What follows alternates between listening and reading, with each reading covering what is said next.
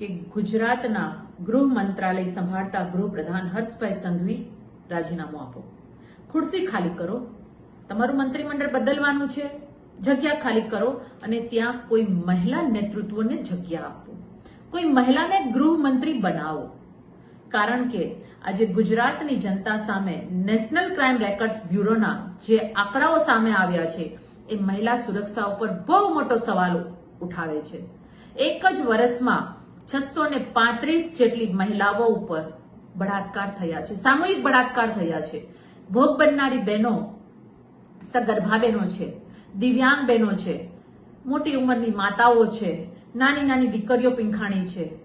રોજે રોજ બળાત્કારના કિસ્સાઓ બને છે અને ગૃહપ્રધાન હર્ષભાઈ માત્ર ને માત્ર વખાણ કરે છે, ગૃહ ખાતાના વખાણ કરે છે, કાયદો અને વ્યવસ્થાના.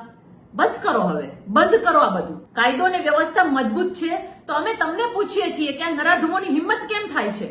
આ રાક્ષસોની આટલી બધી હિંમત કેમ થાય છે કે કાયદો અને વ્યવસ્થા છે, તમે સજા આપો છો, તમે એનો અમલવારી કરાવો છો, તો પણ એ લોકો આવા કૃત્યોને અંજામ આપી રહ્યા છે. દીકરીઓ પીંખાઈ રહી છે, છતાં પણ ખોટી અને મોટી વાતો. હર્ષભાઈ, તમે છે ને આ ખુરશી પર બેસવા માટે લાયક નથી.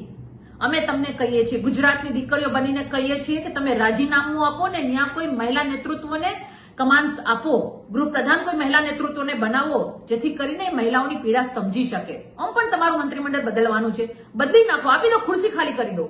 કારણ કે ગુજરાતની દીકરીઓની રક્ષા તમે ન કરી શકો ને તો એ ખુરશી પર બેસવાનો તમને કોઈ અધિકાર નથી, એવું અમે સ્પષ્ટ કહીએ છીએ અને અમારી સુરક્ષાની અમે માંગ કરીએ છીએ.